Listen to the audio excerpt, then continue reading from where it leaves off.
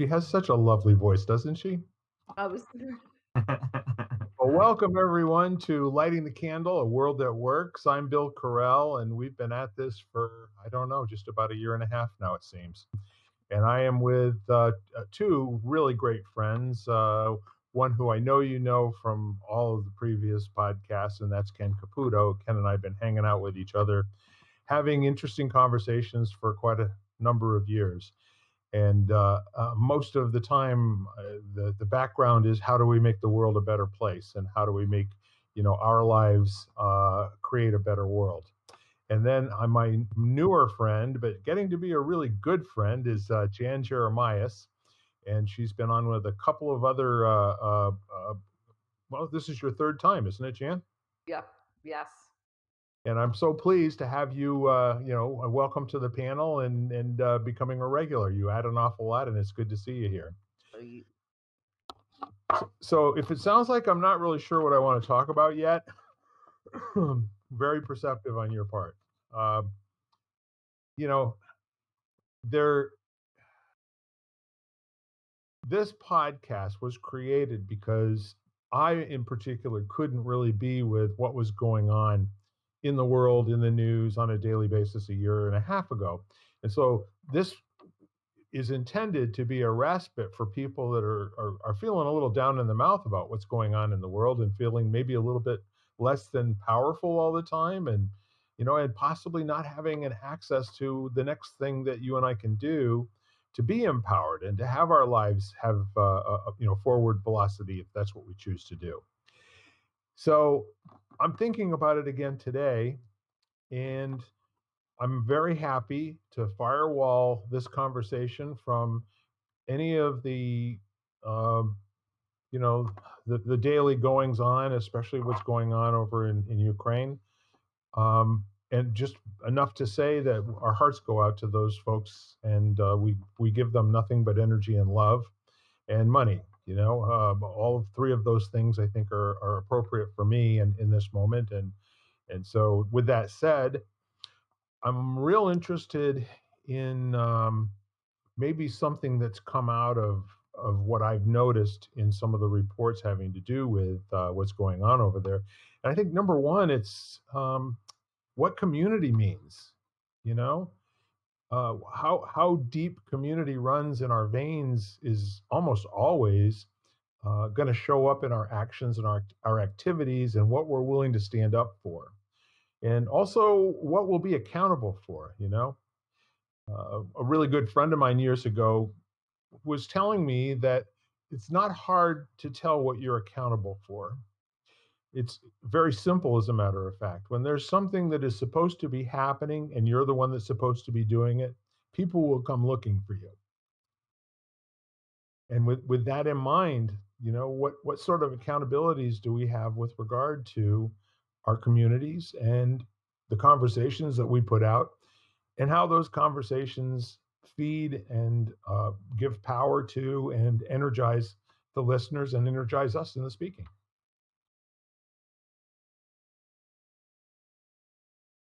The pause. I love the pause. We are pause junkies, aren't we? Pause gives way to everything that matters. Yeah. It gives rise to, I shall say. I always say that God is in the pause. If you believe in God, God is in the pause. Mm. Well, it's the spaces that create the meaning, you know? I mean, think about music. What's the rhythm come from? It comes from the variation in space between the sounds that you hear. That's what makes it all work, you know? Right. So the thing that strikes me, Bill, it's kind of interesting. So there's a Freakonomics episode. I don't know if you've ever listened to that podcast. It's fascinating stuff. Couple times, Um, yes. yeah, and they were talking about different, like they had these different scores for cultures, and so if you're thinking about the community of, say, a country or a city or whatever, and they had all these different things they rated them on that related to how they functioned as a society. And one of the things that found really interesting. They're talking about with the United States, we are by far the most radically independent and individualistic country. Like, it's not even close. There's no one even close to being as, kind of individualized in our thinking as a country. And it was all these different metrics that they used to put this together. It was kind of cool. So, so I guess one of the things that always I found interesting is when you're thinking of community, where's the center of gravity between the I and the we?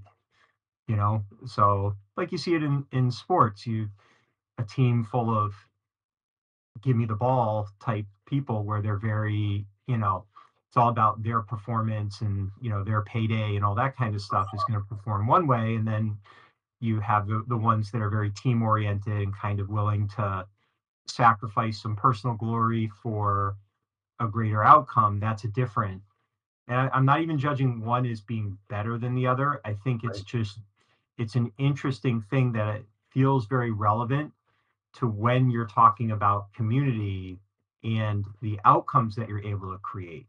And I think it's important to recognize that. So, so like for me, because the businesses I did were always basically designed to be community resources, allies for families and educational facilities, we would hire people whose center of gravity was more towards the we. Like Yes. big personalities just they don't fit. They create tension and it makes it harder for us to be effective in achieving the goals we want. But we're clear with that up front, and we have the ability as a business to choose who we get involved. Most communities don't get to do that though. I mean, you've got who you've got in your country or your school or whatever it is, and you got to kind of figure out how to all coexist. What I find interesting is what you're saying, Ken, is that in a country where everybody is probably a lot more independent and individual,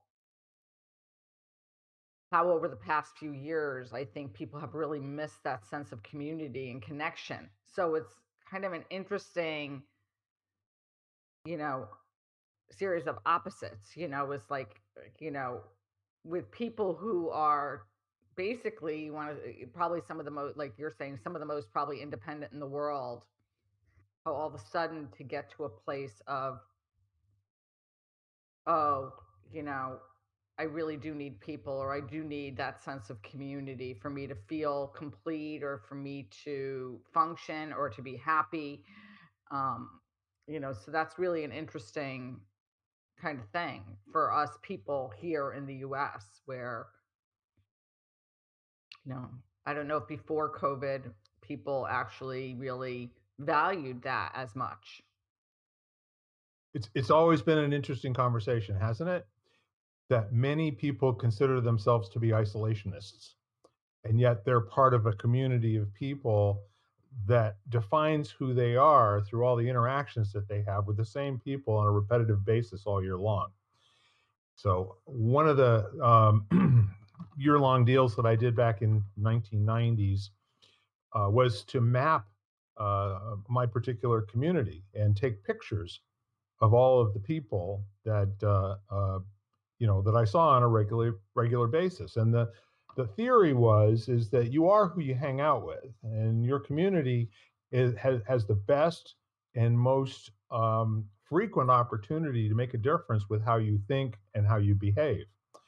So, in just looking like we do from time to time, Jan, I don't think we have since you've been on, but we will actually take a term and then look up the definition and then beat out whatever dust there is on either side, and then just kind of get into where that applies to us as human beings in our experience and with what we've seen. So, from a definition standpoint, and this is also, to keep you at home really involved with this conversation as well, because I'm sure you've got your own thoughts on what, comprises a community and how communities get established. But the fundamental Merriam-Webster definition is that it's the people with common interests living in a particular area, broadly, the area itself, the problems of a large community, Um, B, it could be a group of people with a common characteristic or interest living together within a larger society or even a larger community of, say, retired persons or monastic community or, Beverly Hills, who knows? So you can classify every type of community by the purpose that brings them together. That's one way to get access to what is community. So, for instance, interest. Communities of people who share the same interest or passion often find themselves in these repetitive relationships where they kind of grow, nurture, and uh, springboard off of each other's energy. Same thing with action. If there's something going on in the community, like building a civic center or a community pool, or just passing a referendum having to do with a tax increase or what have you, that can create a community type of an environment as well. And then it could be a specific place. It could be, whenever you are down south and you mention a city from another part of the south, you will get cheers, and you don't have to ask for it. You just, all you have to do is stand in front of 20,000 people and go Birmingham, and they go, "Oh yeah, you been to Birmingham?" No, I've never been there, but it's a great city. You can see it on all of the nighttime TV as well. Whenever somebody mentions they were from Tupelo, Mississippi, or wherever, there's always somebody that has a reaction to it. So those, I think, are the kind of the telltale leave behinds of what a community does. That once you have assigned yourself to a community, you are now going to have that be the one of those little trigger mechanisms that causes you to take action. And in many cases, before you have an opportunity to think about it or put the filter in. So kind of coming full circle back to within a community of, at the time, I think Willimantic and the greater Mansfield area probably had somewhere around 35 or 40,000 human beings coexisting within sort of a 5 or 6 mile radius of where I live. And I actually met with quite a few of them, being a volunteer and being on a lot of different councils and everything from economic development to Salvation Army board, hospital board, et cetera, et cetera. And what ended up happening, as it does in a lot of those volunteer situations, people who have the time are able to be on those boards. And guess what? Oftentimes, you might be on the same board as another friend, maybe 4 or 5 meetings a week, that sort of thing. But there are always people that are up for doing something with what they have in the world, their assets, their time, their treasure. Um, and then we have other types of communities that I think are built around wellness. But the fun part of it was to regard the folks when I went out to breakfast, lunch, and dinner away from the home, those lovely people that brought me food, and how they went from being somebody who just brought service and then went away to someone that I got interested in asking them questions about their lives. And, do you have children? Are you, is this what you're doing for primary income? And, I would ask a lot of questions to qualify what kind of tip to leave to somebody. Because there were some people, occasionally that would obviously be having a bad day, and then I would ask them, how their family member was that wasn't doing so well the last time I was in.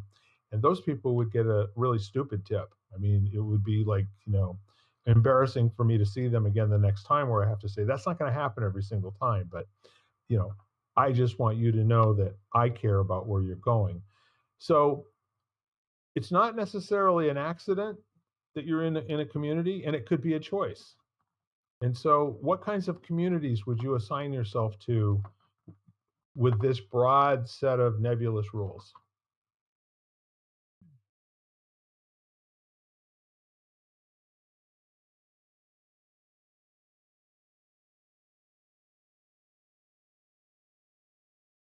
For me, it's just the human community. That's it.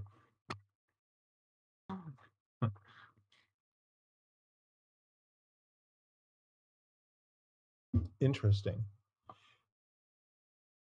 Jan, did you have a thought? Now, I was thinking, you know, the community of nature and animals, and basically because I think there's so much value.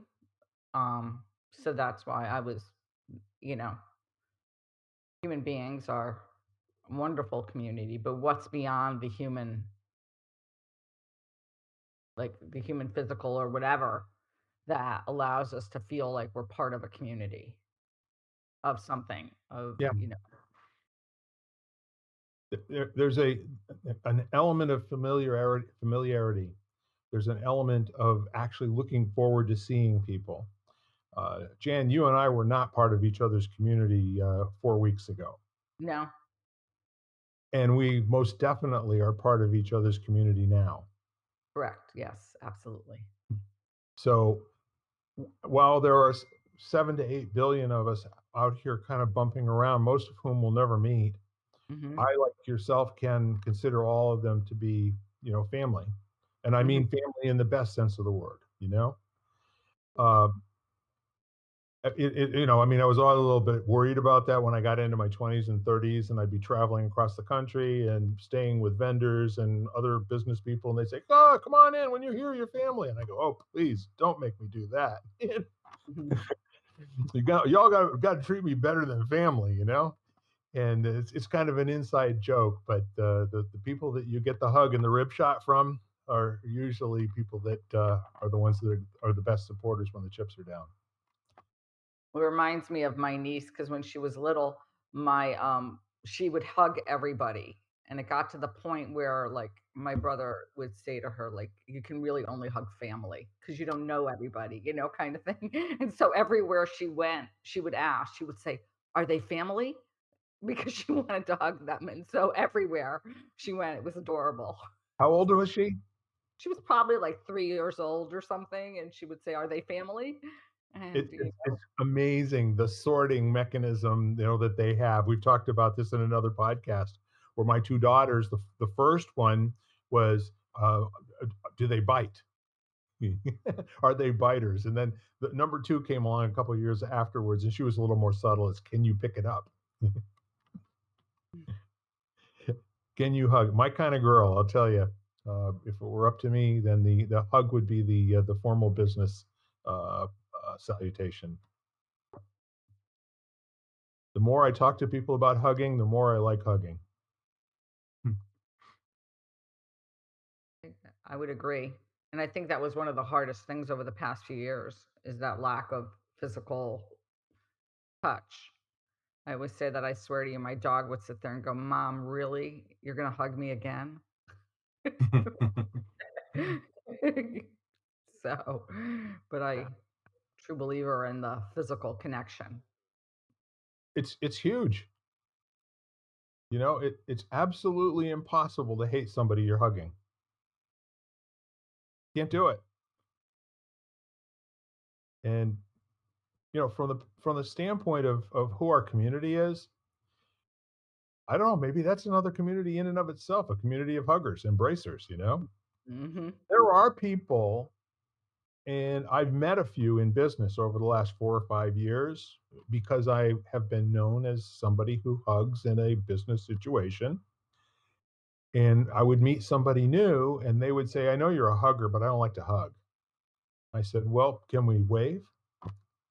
And and then by the end of the time that we were together, of course, they would want to hug me because I'm just that cute. What can I say?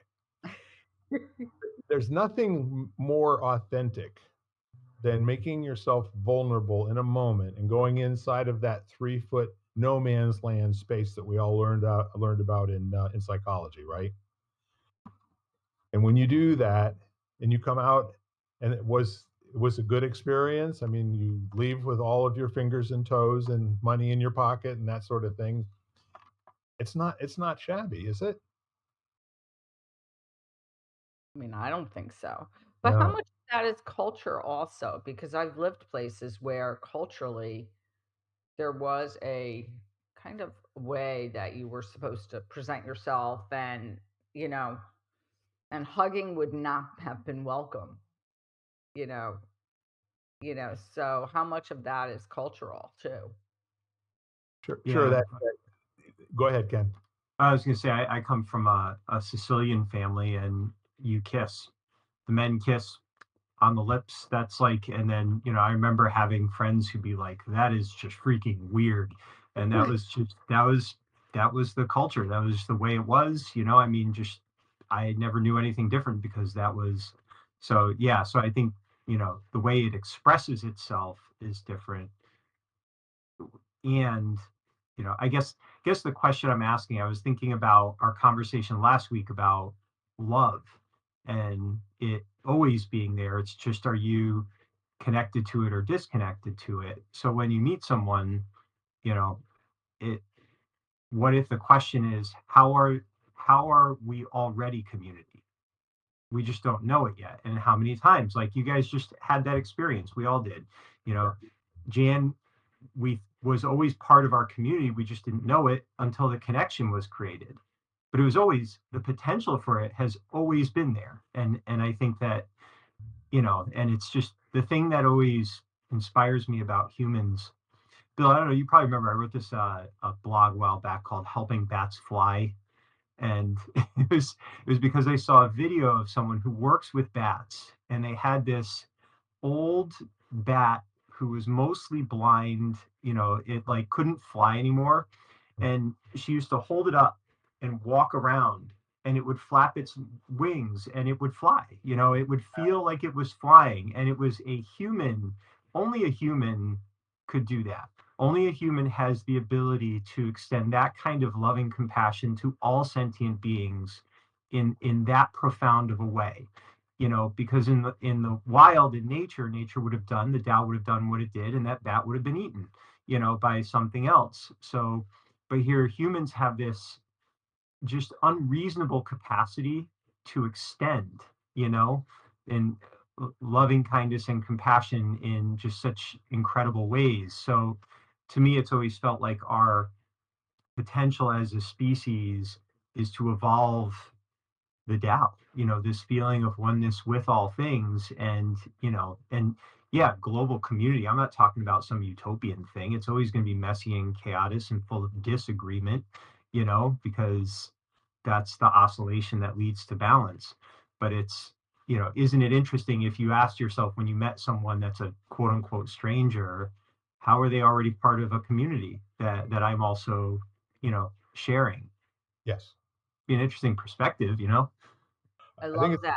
yeah, I love that. It's just the idea of going in with a more positive attitude of how does this person fit in with me versus the opposite, which is how is this person, for some it would be how is this person different from me, but really is how is this person and how are we connected. And I was thinking of you, Bill, and instead of maybe the physical hug based on what Ken just said, maybe it's more of a metaphorical or virtual hug, or embrace. It's just like holding everybody in a space, and that space, from what our conversation was last week, is a space of love. sure. And you know, there are thousands of year old documents that are in total agreement with you, Ken. The whole notion of agape, that the God's love is all omnipresent, and that you're not getting it is really not his fault, okay, or hers, whatever your belief is. And the whole notion of love being something that has no um, bounds to it, say that it doesn't come in any particular quantity. You don't have to do anything to earn it. That when you're talking to someone and you're in the presence of being fully accepted, understood, and making a difference in that conversation, that's also kind of a similar feeling to the feeling of being loved. That acceptance, and there's nothing to do, nothing to earn. And I think really what you said about both of you looking at it from two perspectives, and what I also heard was what a neat way to open up the conversation, with a virtual hug that's basically, Jan, You and I are very, very related to each other. We should find out how and why. And just to me, the whole title of this, which is light the candle, and the fact that by doing that, like you light someone else's light, that does not diminish your light in any way. You know, it just expands the overall light. Yes. We had a lot of fun a few years back, really diving into all of the different interpretations because there isn't one perfect translation of the word namaste.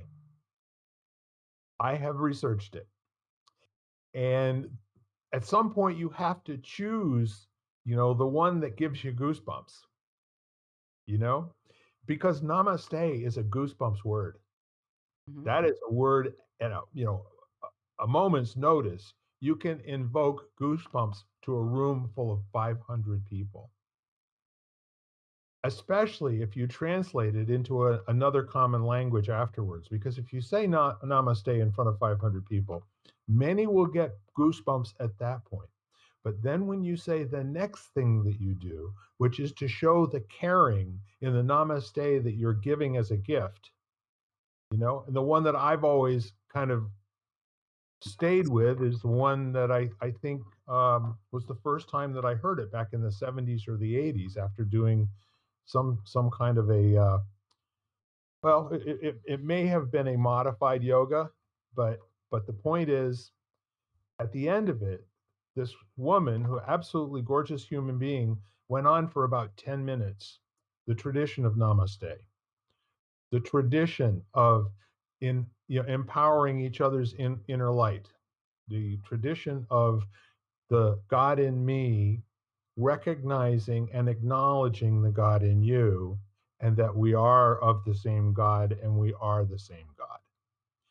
And that always stayed with me, not because it's the truth, not because it's the best, um, you know, uh, interpretation of what namaste means, but the whole idea of acknowledging that there's a spark inside of each of us that is completely unique and 100% humanity the same in all instances. And then you have to really do the math and compared to all the people that have ever lived, all the people that are going to ever live, all the people who had a shot at living and are never did, those little swimmers that never ended up landing someplace where they could take root and come out and be a human being, you're still unique. Never before, never again. Now, that's different than saying the spiritual person is reborn. That's another conversation entirely, which I'm wide open to. But in this form, in this existence, this particular thing inside of us that they tell us actually weighs something, that our spirit has weight. And this may be something that has been debunked over the years, but I guess there were studies that were done with people being weighed prior to passing away and then being weighed again right after passing away, that they said there actually was a difference of about a half to three quarters of a pound. How do you explain something like that? And those of you that are going to fact check me, please do and keep me honest and tell me what you find. But it's a very interesting story.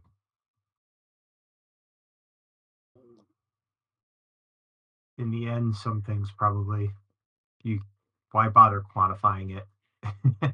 you know, like, it's just there's there's something more to us than what we physically see and experience. And, it's kind of fun to look for, like the data, but in my world it doesn't matter. It's kind of like, you ever hear that frog in the pot story about, I and we think use we it had in several stress times. management. Yeah, in stress management we talk about it a lot, and it's that whole idea of, if you drop a frog in boiling water, it'll hop right out, but if you put it in cool water and turn the heat up, it won't jump out. It'll just boil alive because it gently acclimates to it.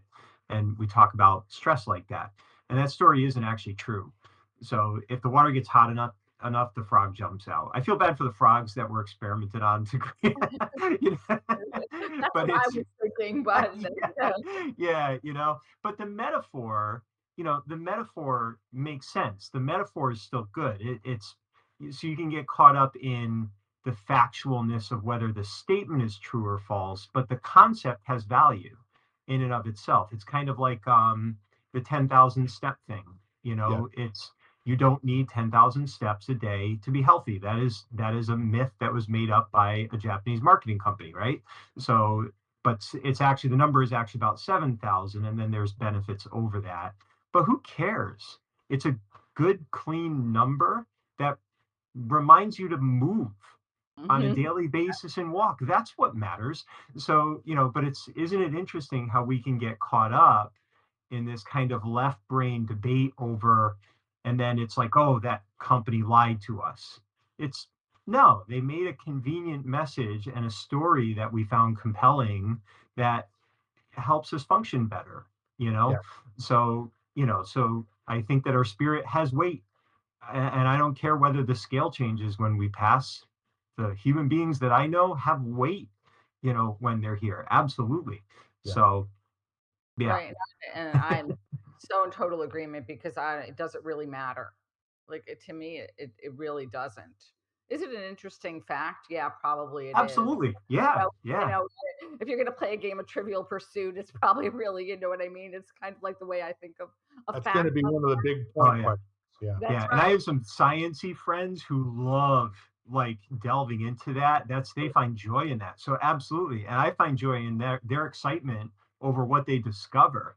But Yeah. that's the discovery process, not losing sight of, the message, the value of the message that was being delivered, I am a sciencey person, but I also have the ability, like your friends, as I said, I think it's an interesting fact, and finding out would be really interesting. But when you talk about the bottom line, does it really matter to me that I know that? No, because I believe that, because I believe it holds weight either way. Mm.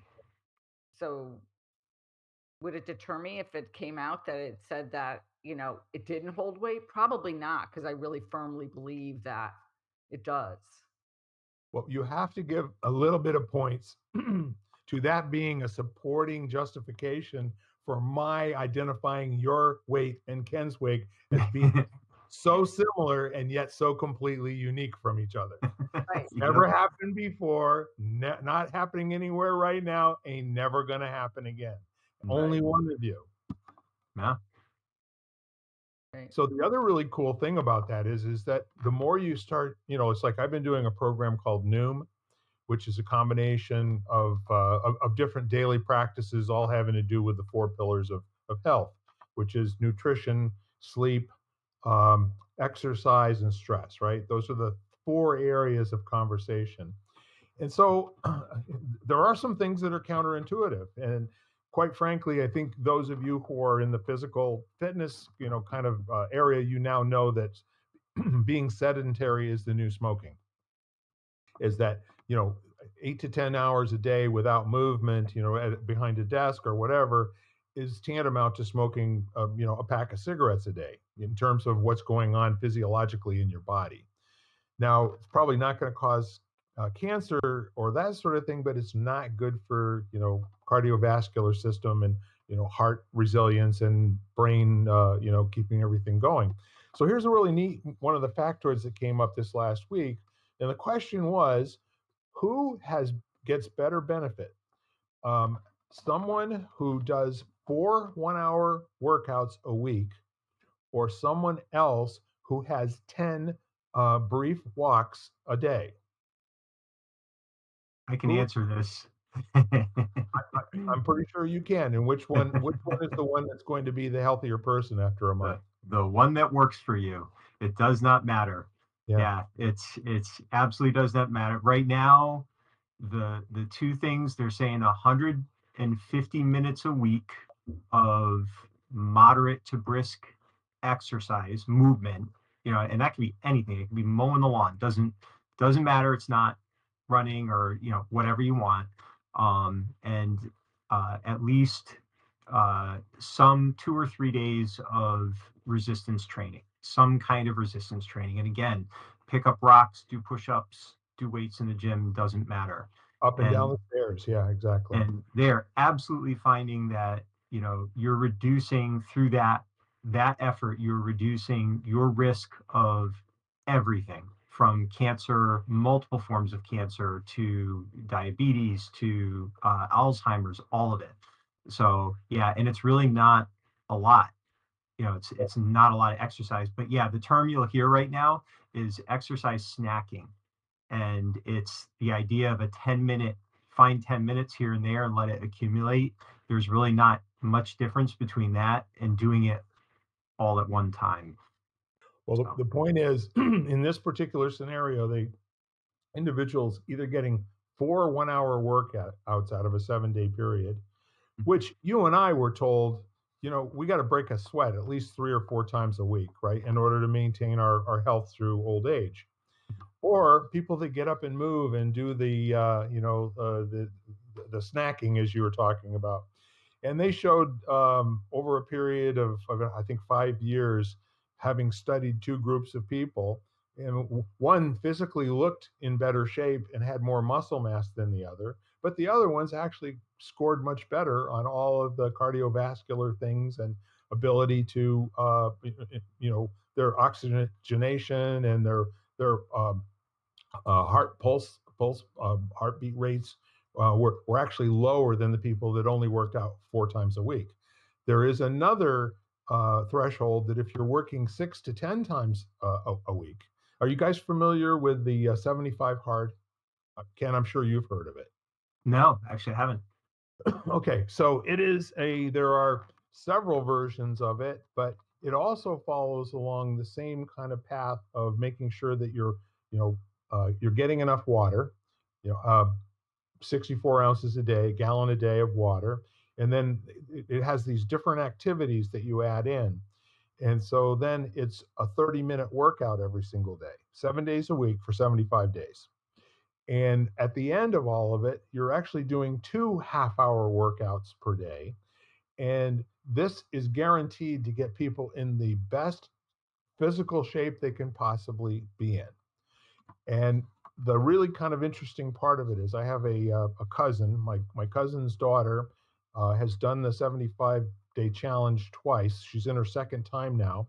She also wins powerlifting competitions with this little 5'5" frame, and she can deadlift 475 pounds, and she can clean and jerk almost 300 pounds, and it's just amazing what she's been able to get her body to do. And so she did a share on.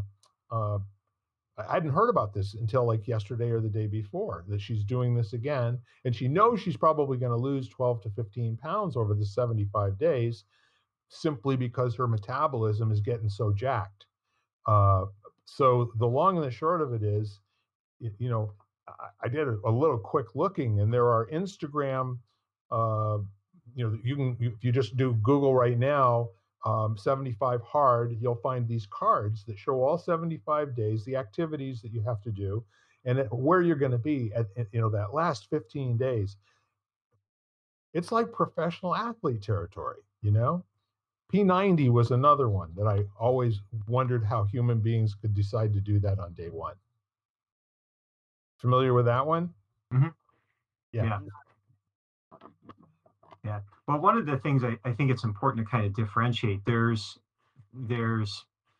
fitness, movement, even nutrition, all of that for performance, and then for like health span, for general wellness, Yes. So yeah, because I mean, I'm a lifelong athlete. So yeah, I mean, right now I'm on a 14-week training regimen for a 21K obstacle course race in June. So basically, I'm training to run a half marathon while doing massive amounts of resistance training and body weight and all of that stuff. But I'm not doing it's an unusual goal that I'm trying to achieve. Yes. So the things I'm doing are very different from if I just want to be able to get out of bed and put my socks on without help, and have a healthy heart and all of that. So, yeah, so where, and I think people get confused because there's, especially having studied a lot and worked with a lot of people, there's a difference between looking to achieve, let's say, you want to be ripped and hold 6% body fat to look great on the beach.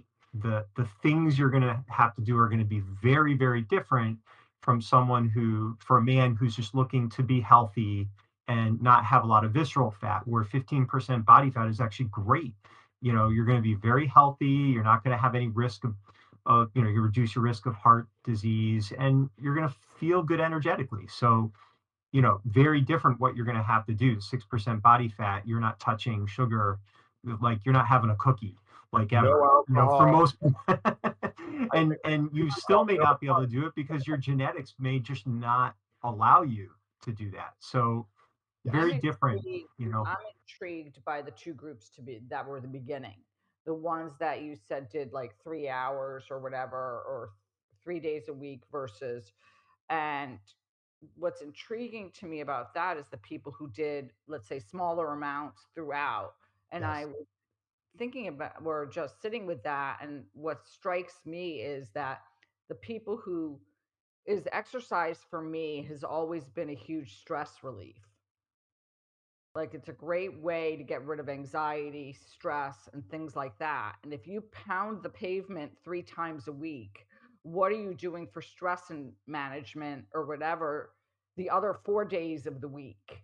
Yes. And where people who do something small every day or move every now, like throughout their day for 10 Yes. minutes here and there, have sort of like this expense of energy, whether that be anxious energy or whatever, and that's throughout their day. So it kind of makes a lot of sense to me that they end up being better off in a way, because I don't know what the people who are doing 3 hours throughout a week Well, have to kind of. math to this too, Jan. It's very intuitive what you came up with, and you're absolutely correct. So if you just take the math of moving 10 times a day, you know, um, if you've got an iWatch, you're going to get, reminded that it's time to move once an hour.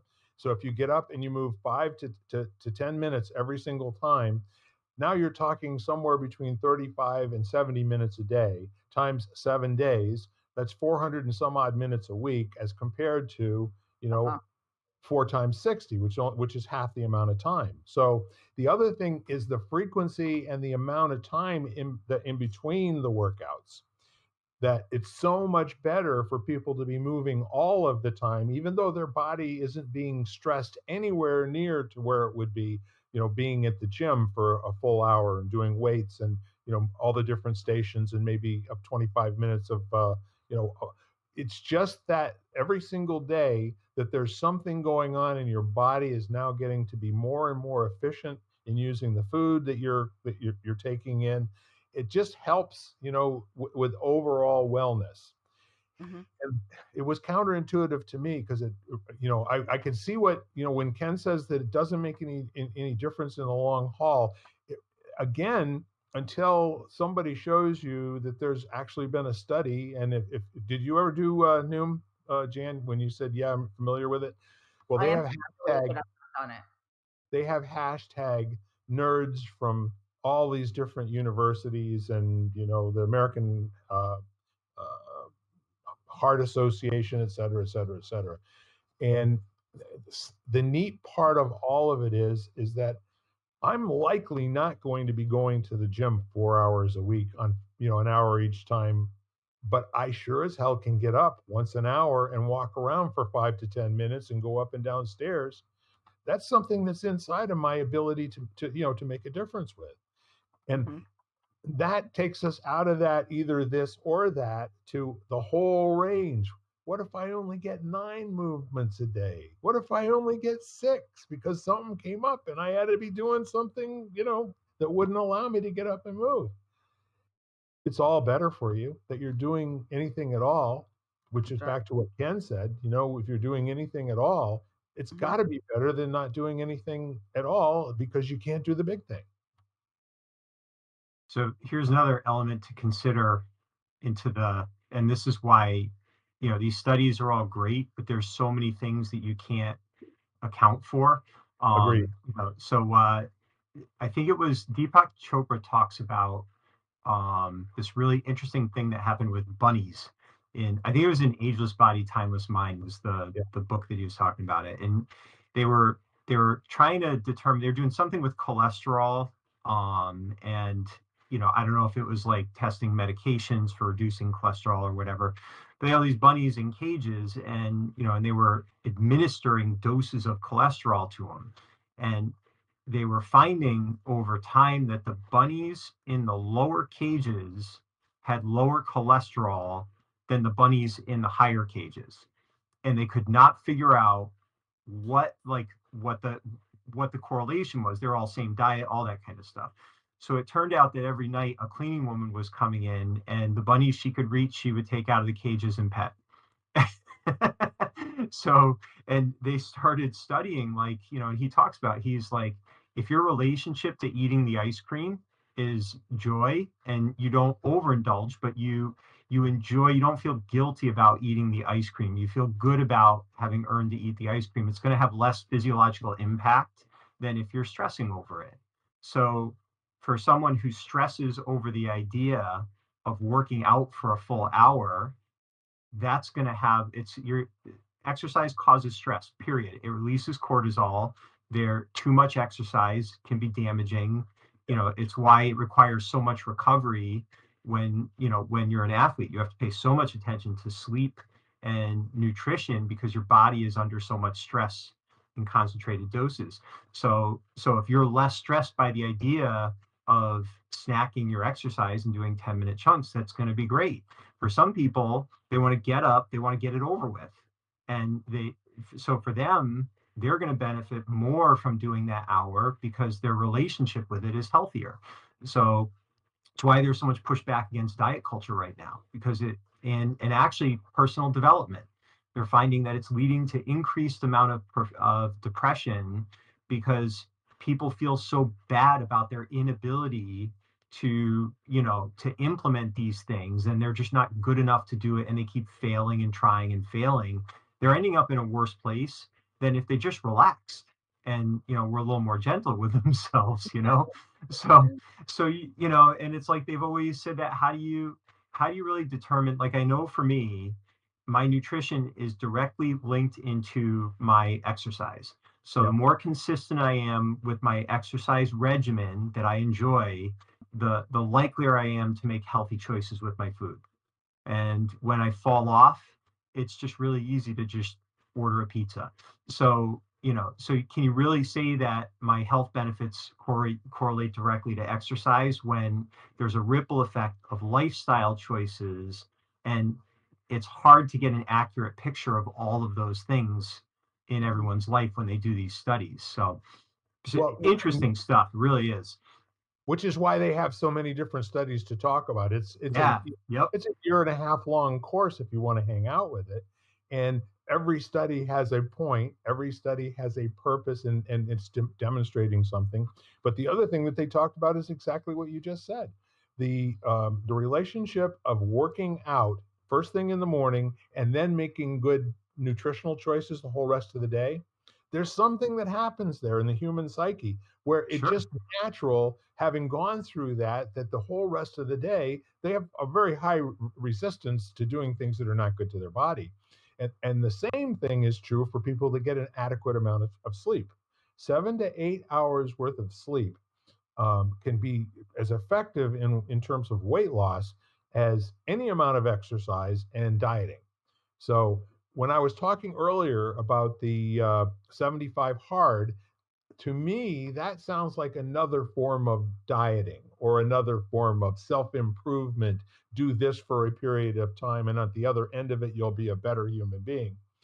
And it's almost like making a decision to be, in an event by a particular date. That in and of itself is enough of a challenge for a human being to like to do the 75 hard, or to set the goals in Noom to lose 50 pounds over the next 6.5 months, doing it a little bit at a time and mindfully setting yourselves up self up. So it's not about excluding the fun stuff or things, or there's no group that you can't have. In other words, it's all about learning how to make moderate choices, doing the thing that works the best for you in an instance. And it's really not, it's not rocket science, you know? I mean, it's, you know, if you choose to do things that are bad for your body on a regular basis, you're going to suffer for it. Okay. I mean, that's, if we taught people that very first thing in all through grammar school, all you have to do is be smart about your choices, learn how to choose wisely, and most of your life is going to go really, really well for you. I think the thing you said that's so key is you got to figure out what works for you. Like, Yes. because it's for me, I absolutely respond best if I have something to train for. So, like the 75-day thing, that would be, I would respond incredibly well to that. So, it's why I keep finding new ways to compete, and I mean, whether it was martial arts or cycling or running or now obstacle course racing, whatever, something so that I can create a training program that's cyclical where I build to something and then I have permission to relax. Yeah. So, the I finished my last race in Jacksonville in February, and that first beer that I'd had in 10 weeks was so delicious. I'm sure it was. And I had no desire I didn't want a beer, through the training cycle, and Right. then took absolute pleasure and I had a whole week of just eating whatever I wanted, going out to eat and eating fried food and just what I didn't overdo it just because I didn't desire a lot of it, Right. but I enjoyed, just kind of this break from that routine. But I enjoyed that as much as I enjoyed the actual routine. And I guess that's, so for each person, like what allows you to find the value in the practices you choose and the lifestyle that you choose. And I think that's where there's so much information. So you've got someone saying, if you're not in the gym 4 days a week, you're a waste of a human being, or if you eat anything processed, if you touch bread, you're a bad person, like I think actually it's funny. I just had a very dear friend who said to me, what did they say? They said they don't have a sweet tooth, they have a wheat tooth. Because they love like bread and pasta and that Oh kind yeah. of thing. And I thought that was hilarious, And it was like, so to them, they just need to know that.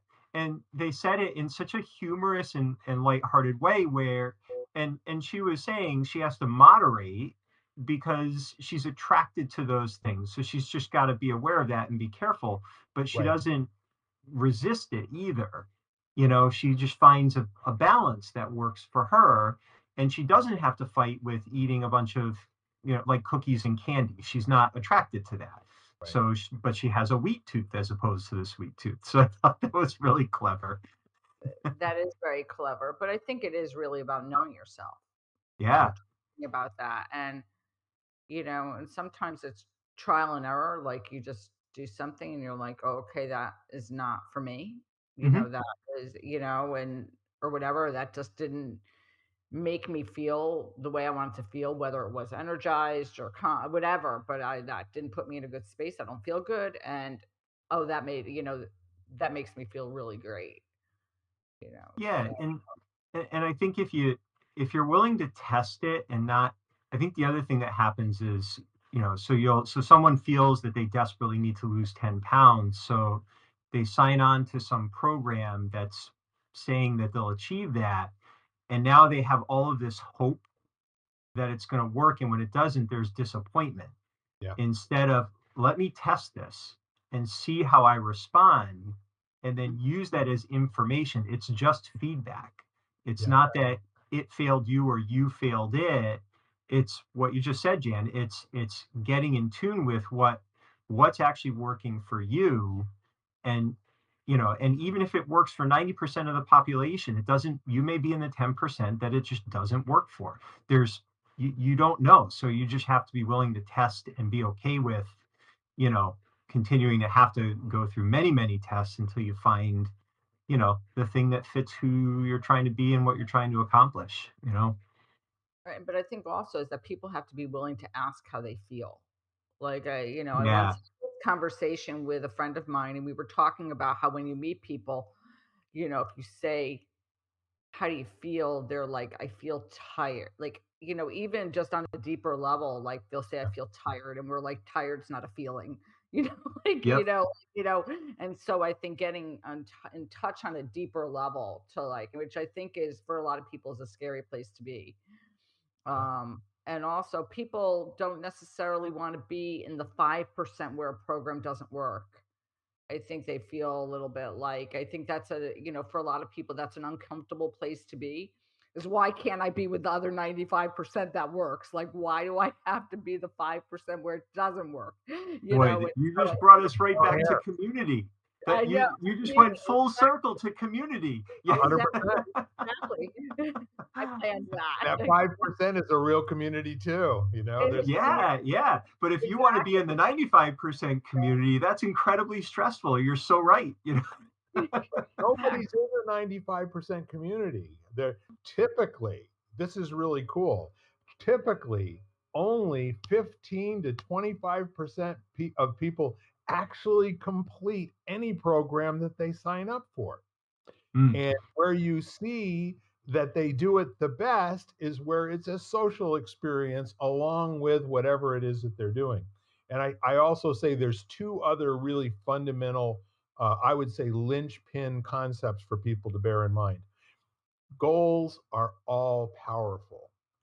Paying attention to them, measuring them, being able to record things on a daily basis that are the daily contributors to accomplishing a goal down the road without having the concern about how you're actually doing working towards that goal. Those two elements right there are what makes most of the people that are in the 15 to 25% successful. They do the daily work. It's a little along the lines of buying the gym card and not going.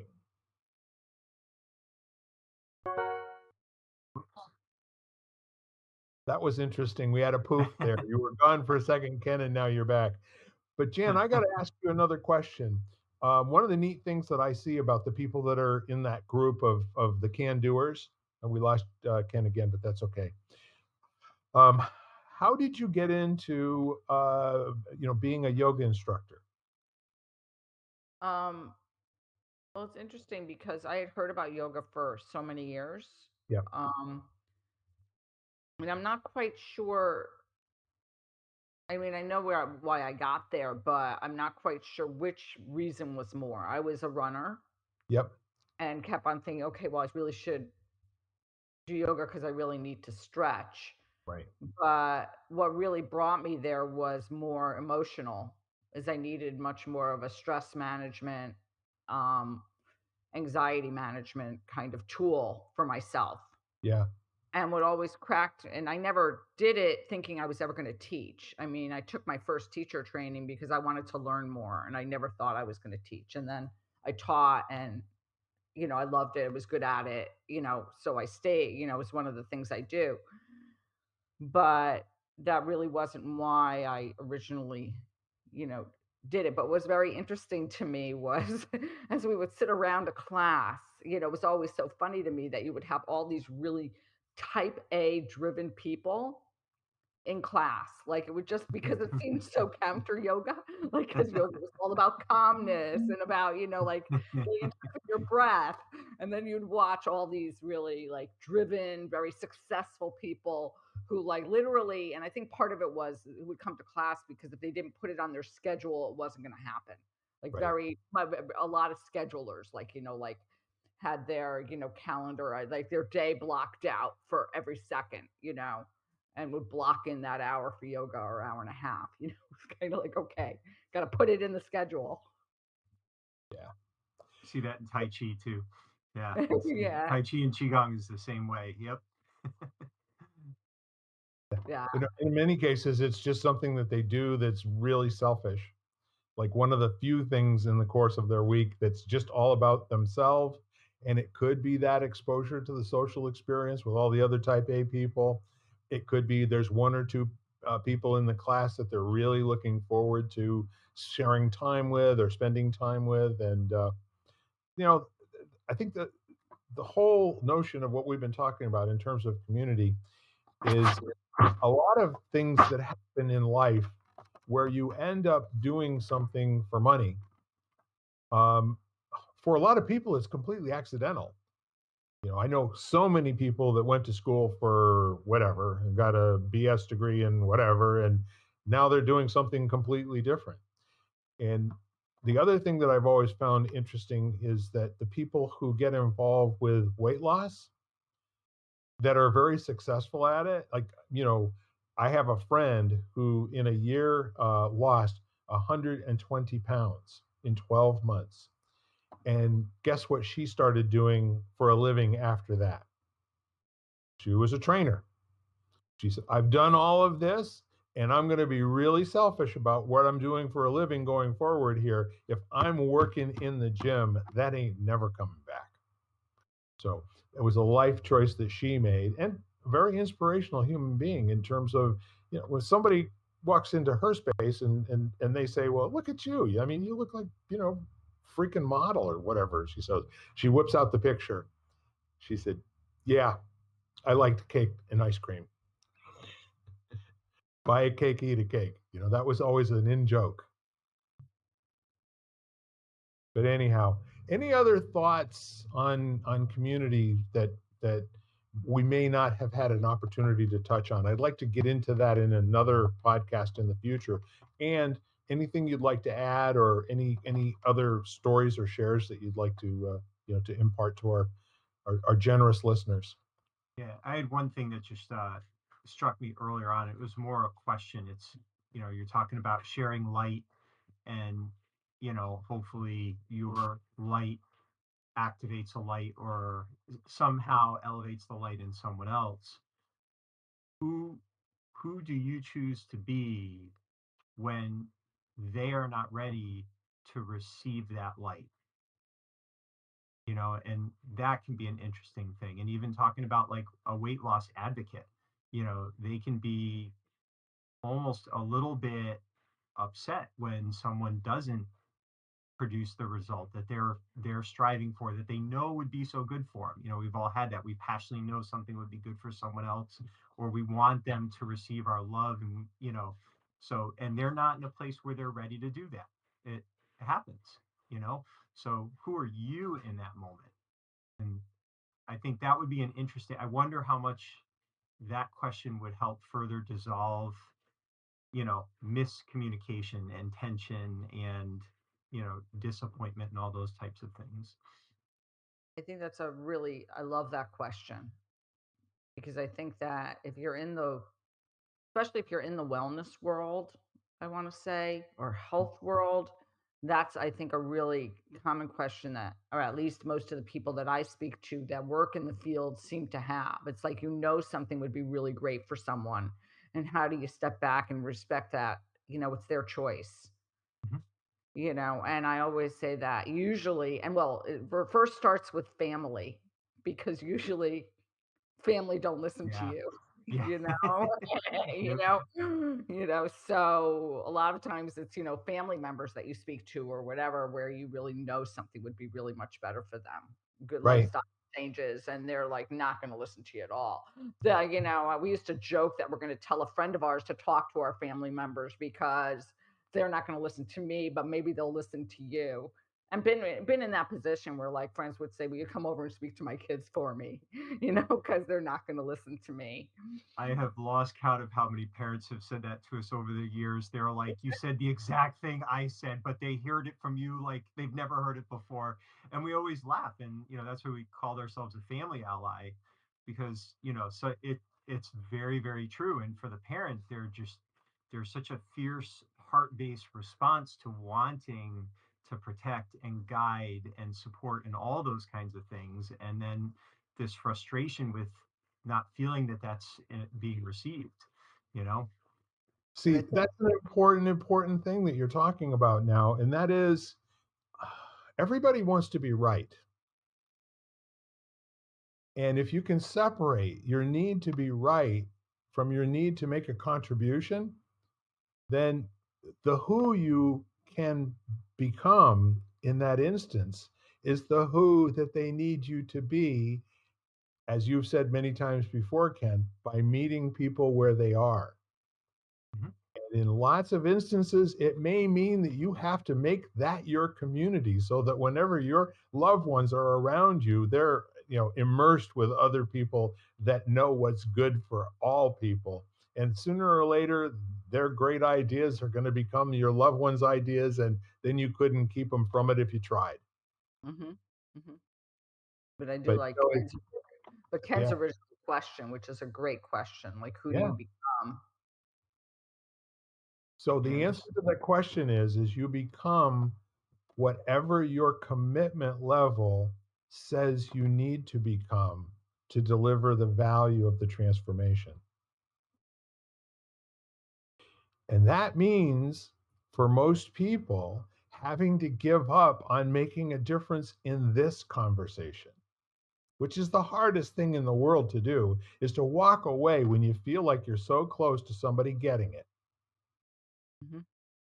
and then allow them the time for it to percolate and then come back and ask questions. That interest level that's genuine as opposed to being um, dazzled with the facts and the knowledge and all the rest of that sort of thing. It's when I would imagine, Jan, I can't picture you ever having a lot of weight on, or Ken for that matter.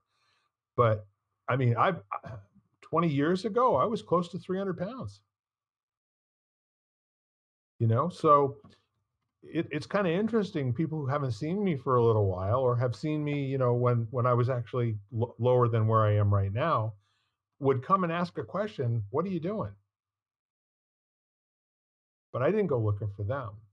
And now I'm going to be spending time with both of you because you have identified yourself as someone that I can go to and I can learn from your expertise in terms of the physical side of what I'm doing and the daily movement. And yoga is something that I used to do a lot, 12, 15 years ago when I was recovering from having open chest surgery.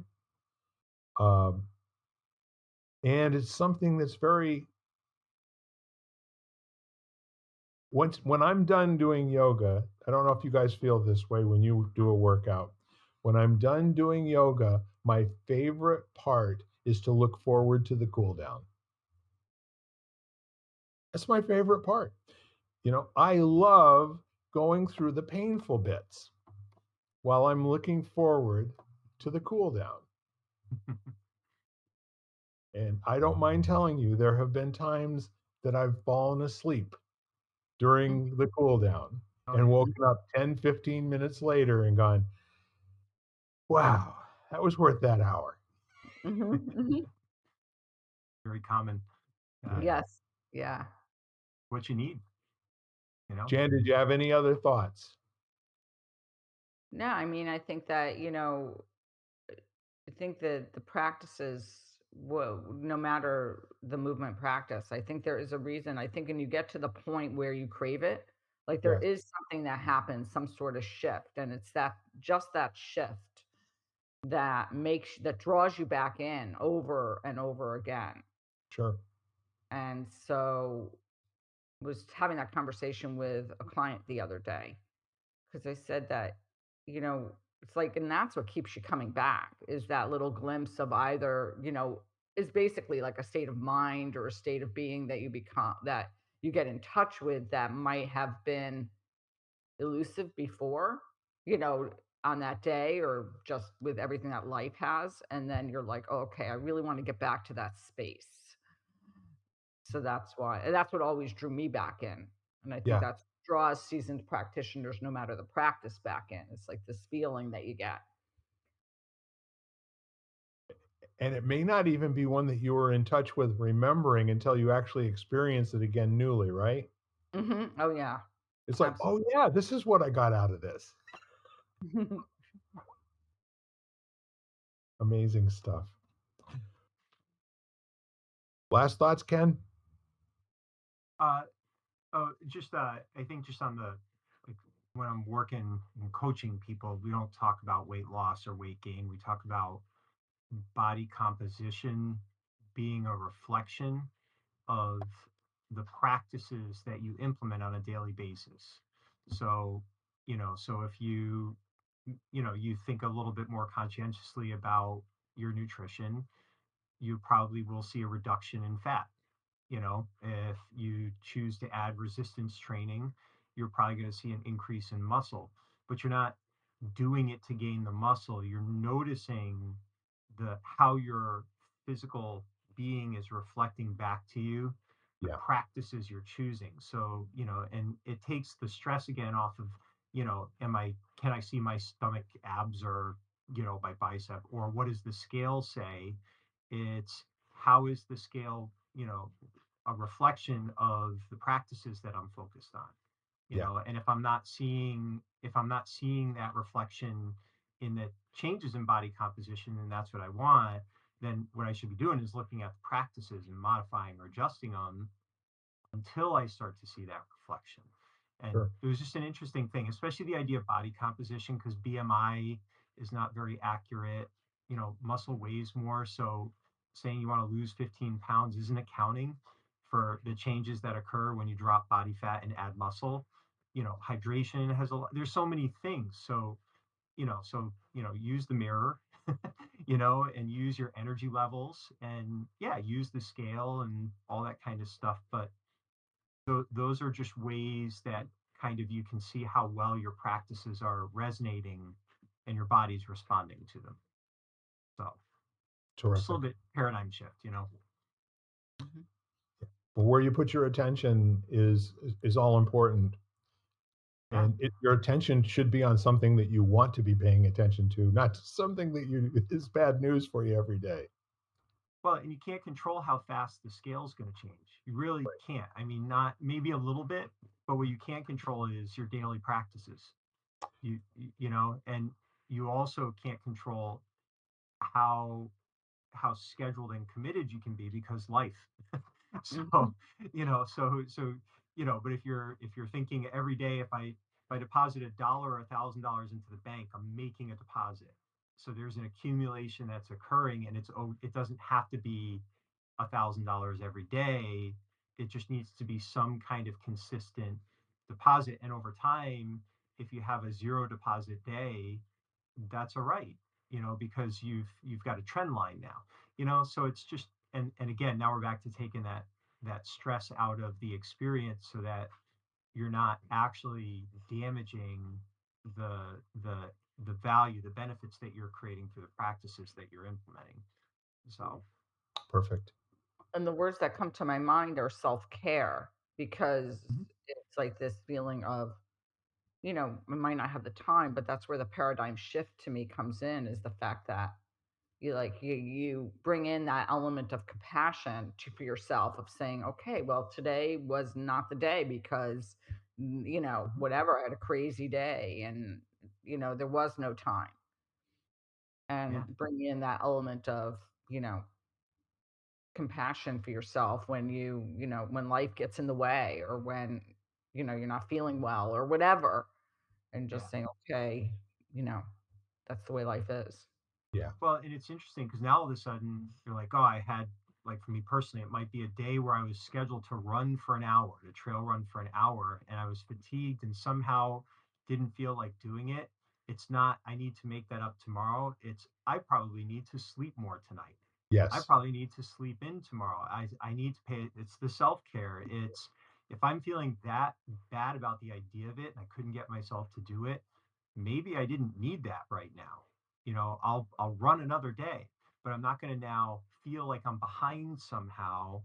I'm just Hmm. going to focus on giving my body what it needs, you know. Love it. Perfect. Yeah. Well, with that said, thank you very much, community. It's been another awesome over an hour, but great conversation.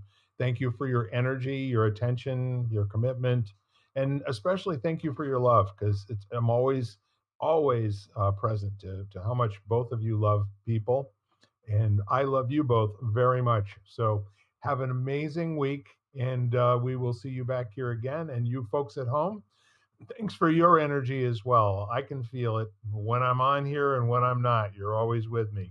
So again, you can find us on just about any podcast platform.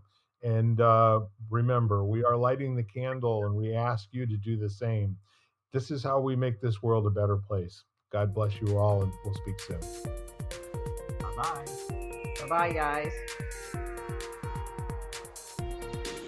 You've been listening to Lighting the Candle, A World That Works, part of the Exvadio Podcast Network.